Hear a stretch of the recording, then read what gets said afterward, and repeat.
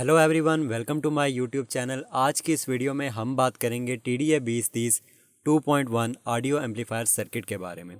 आज की इस वीडियो में मैं आपको इस सर्किट की कंप्लीट इन्फॉर्मेशन दूंगा, इसके कनेक्शन कैसे करते हैं, इसकी आउटपुट कैसी है और क्या क्या इम्प्रूवमेंट्स इस सर्किट के अंदर हो सकती हैं।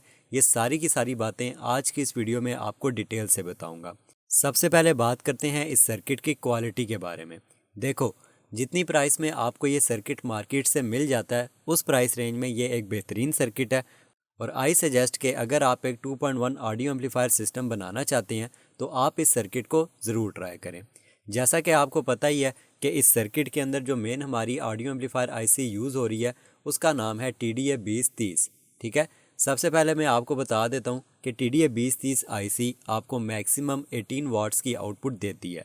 18 वाट से ज़्यादा ये ऑडियो एम्पलीफायर आईसी आपको आउटपुट नहीं देगी। ठीक है, आप इसको मैक्सिमम करंट देकर भी अगर ऑपरेट करते हो तो आपको 18 वाट की ही आउटपुट मिलेगी। 18 वाट से ज़्यादा की आउटपुट ये एम्पलीफायर आईसी नहीं निकालेगी। यानी ये जो एक आईसी लगी हुई है, एक आईसी आपको 18 वाट की आउटपुट देगी। और ये जो टोटल सर्किट है 18 वाट प्लस 18 वाट प्लस 18 वाट्स का सर्किट है। ठीक है, यानी एक स्पीकर के ऊपर आपको 18 वाट की आउटपुट देगा, दूसरे स्पीकर के ऊपर भी आपको 18 वाट की आउटपुट देगा, और जो आप इसके साथ वूफर अटैच करोगे उसके साथ भी ये 18 वाट की आउटपुट देगा। आप इस सर्किट के साथ दो स्पीकर और एक वूफर चला सकते हो, इसलिए इस ऑडियो एम्पलीफायर को 2.1 ऑडियो एम्पलीफायर सर्किट बोला जाता है। 2 यानी कि दो स्पीकर, 0.1 यानी कि एक वूफर। ठीक है, इस एम्पलीफायर सर्किट के अंदर जो मुझे कमी फील हुई वो सिर्फ ये कि इसके अंदर तीनों आईसीज जो लगी हुई हैं ये 18 वाट की आउटपुट देती हैं।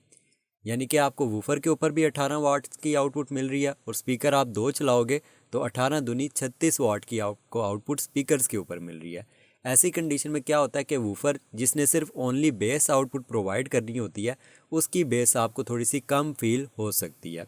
अगर आप इसके साथ दो स्पीकर्स और एक वूफर चलाओगे तो ऐसा हो सकता है कि आपको जो वूफर वाली आउटपुट है वो थोड़ी सी कम फील हो, यानी कि बेस आपको कम प्रोवाइड करे। तो इस चीज़ को आप इस तरह से इम्प्रूव कर सकते हो कि जैसे कि ये TDA 2030 आईसी है, इसी तरह की एक और आईसी आती है जिसे हम कहते हैं TDA 2050। ये देखो, ये मेरे पास सेम आईसी है और इसका नंबर है TDA 2050। ये आईसी क्या करती है कि ये आईसी TDA 2030 की जगह पर चल जाती है, आराम से फिट हो जाती है। सेम वैसे ही इसकी पिन्स हैं, लेकिन ये आईसी आपको 32 वाट्स की मैक्सिमम आउटपुट प्रोवाइड करती है। TDA 2030 वाली आईसी जहाँ पर आपको 18 वाट्स की आउटपुट प्रोवाइड कर रही थी, वहीं पर TDA 2050 आईसी आपको 32 वाट्स की आउटपुट प्रोवाइड करती है। तो ये देखो, ये जो सी पहली वाली आईसी हो गई, ये आउटपुट निकालेगी स्पीकर 1 की 18 वाट की। ये जो दूसरी आईसी होगी ये भी आउटपुट निकालेगी 18 वाट की, जो कि दूसरे स्पीकर की होगी। ठीक है, और ये जो तीसरी आईसी आपको लगी हुई है ये बेसिकली वूफर के लिए आउटपुट निकालती है। ये देखो, W आउट यहाँ पर लिखा हुआ है, यानी कि ये वाली जो आईसी है ये वूफर को ड्राइव करेगी। तो अगर आप इस आईसी को निकाल के इसकी जगह पर ये वाली TDA 2050 वाली आईसी लगा लेते हो तो वूफर पर आपको दुगने वाट्स आउटपुट मिल जाएगी। यानी कि 18 वाट्स के बजाय आपको 32 वाट्स की आउटपुट वूफर के ऊपर मिल जाएगी।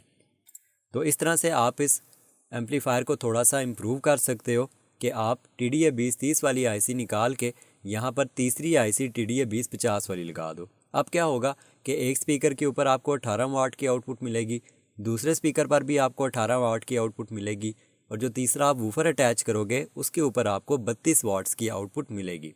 इस एम्पलीफायर सर्किट से मैक्सिमम आउटपुट अगर आप लेना चाहते हो तो आई सजेस्ट के मिनिमम आप इसके साथ 3 एम्पेयर का ट्रांसफार्मर यूज़ करो, और मैक्सिमम आप 5 से 6 एम्पेयर का ट्रांसफार्मर अगर यूज़ करते हो तो आपको ये सर्किट बेहतरीन आउटपुट दे देगा। ठीक है, मिनिमम आप इसके साथ 3 एम्पेयर का ट्रांसफार्मर यूज़ करो ताकि ये आपको अच्छी आउटपुट प्रोवाइड करे। अगर आप 3 एम्पेयर से लो एम्पेयर्स का ट्रांसफार्मर यूज़ करोगे तो आपको ज़्यादा अच्छी आउटपुट नहीं मिलेगी, आवाज़ ख़राब भी हो सकती है। अब बात करते हैं इस सर्किट के कनेक्शंस के बारे में। इस सर्किट के कनेक्शंस बिल्कुल ही आसान से हैं, सिंपल। ये जो सर्किट है 12012 के ट्रांसफार्मर पर ऑपरेट होता है। ठीक है, उसी तरह से आप यहाँ पर देख सकते हो ये लिखा हुआ है 12/12। यहाँ पर 3 वायर्स आपकी अटैच होंगी 12012 के ट्रांसफार्मर की। ठीक है, यहाँ पर सेंटर वाले पॉइंट पे आप लगाओगे ग्राउंड, और ये जो ऊपर वाला पॉइंट है यहाँ पर आप लगाओगे ट्रांसफार्मर की लेफ़्ट वाली वायर, और ये आगे वाले पॉइंट पर आप लगाओगे ट्रांसफार्मर की राइट वाली वायर। 12012 के ट्रांसफार्मर को आपने सिंपली यहाँ पर अटैच कर देना है। सेंटर वाली वायर सेंटर के साथ अटैच होगी और कोने वाली दोनों कोने वाले के साथ अटैच होंगी, तो ये सर्किट ऑन हो जाएगा। सर्किट के ऑन हो जाने के बाद अगला काम है सर्किट के अंदर ऑडियो इनपुट सिग्नल प्रोवाइड करना। तो यहाँ पर आप देख सकते हो ये है इसका इनपुट का टर्मिनल। यहाँ पर सिंपली आपने लेफ़्ट ऑडियो इनपुट करनी है, यहाँ पर आपने राइट ऑडियो इनपुट करनी है और सेंटर वाला जो पॉइंट है वो है ग्राउंड। तो यहाँ पर आपने ऑडियो इनपुट केबल को लगा लेना, ठीक है। ऑडियो इनपुट भी हो गई, सर्किट ऑन भी हो गया। अब रह गया सर्किट के साथ स्पीकर्स को और वूफर को अटैच करना। देखो ये जो सेक्शन आपको नज़र आ रहा है, यहाँ पर आप लगाओगे स्पीकर्स, ठीक है। यहाँ पर आपके लगेगी राइट वाले स्पीकर की पॉजिटिव वायर और यहाँ सेंटर वाले पॉइंट के ऊपर लगेगी राइट वाले स्पीकर की नेगेटिव वायर। ऊपर वाला जो पॉइंट है यहाँ पर लेफ़्ट वाले स्पीकर की पॉजिटिव वायर और सेंटर वाले पॉइंट से लेफ़्ट वाले स्पीकर की नेगेटिव वायर, ठीक है। अब रह गया वूफर। तो वूफर के लिए यहाँ पर इस जगह पर एक वूफर आउट का सुराख है। अगर आपको मैं बॉटम साइड से दिखाऊं तो ये आप देख सकते हो, ये एक सुराख है। यहाँ से आपने लेनी है वूफर की पॉजिटिव वायर, यानी वूफर की पॉजिटिव वायर आपने यहाँ पर अटैच करनी है और वूफर की नेगेटिव वायर को आपने अगेन यहाँ पर सेंटर वाले पॉइंट के साथ अटैच करना है। In short, left speaker, right speaker और वूफर की नेगेटिव वाली वायर जो है वो इसी पॉइंट के साथ, सेंटर वाले पॉइंट के साथ अटैच होगी। और जो आपके बाकी के पॉजिटिव टर्मिनल्स हैं, एक यहाँ पर, एक यहाँ पर और वूफर का यहाँ पर अटैच होगा। तो सिंपल से इसके कनेक्शन है। आप इन कनेक्शंस को इजीली खुद भी घर पर कर सकते हैं।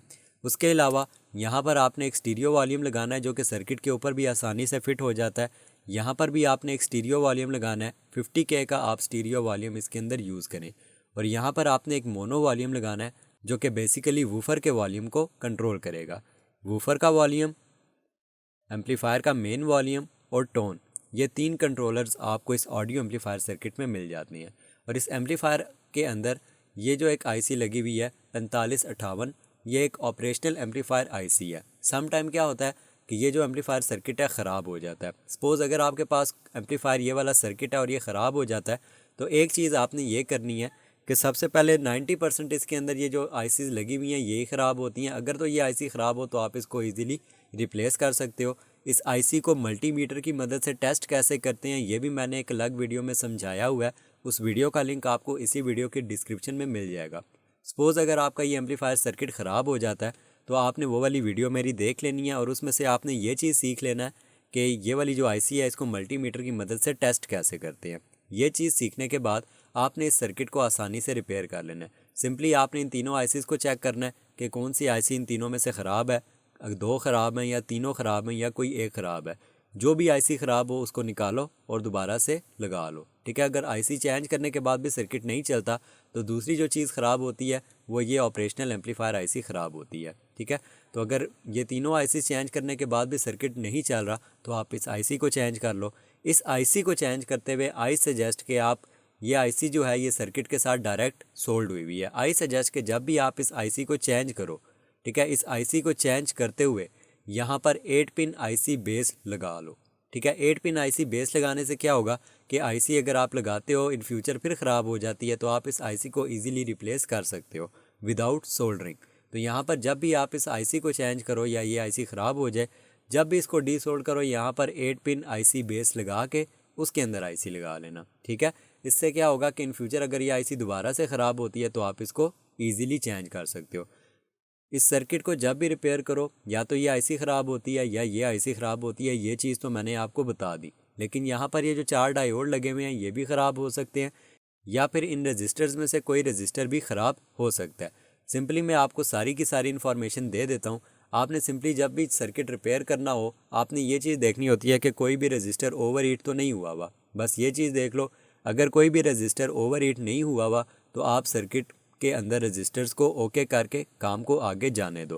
कैपेसिटर्स में आपने सिर्फ ये देखना होता है कि कोई कैपेसिटर फूला हुआ तो नहीं है। अगर तो कोई भी कैपेसिटर फूला हुआ नहीं है तो इट्स ओके, कैपेसिटर को छेड़ने की कोई ज़रूरत नहीं है। डायोड को आपने मल्टीमीटर के ज़रिए चेक करना है, इस आईसी को आपने मल्टीमीटर के ज़रिए चेक करना है और 4558 जो इसके अंदर आईसी लगी हुई है इसको भी आपने मल्टीमीटर के ज़रिए चेक करना है।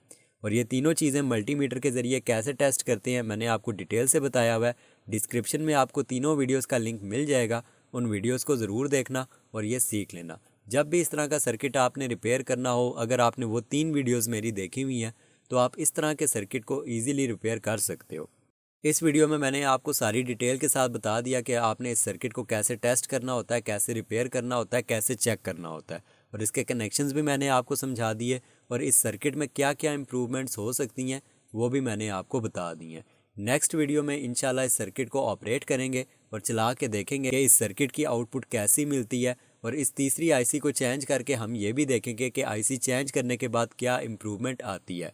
इस वीडियो के लिए इतना ही। अगर आपको मेरी ये वीडियो पसंद आई है तो वीडियो को लाइक करें और मेरे चैनल को सब्सक्राइब करें। Thanks for watch this video.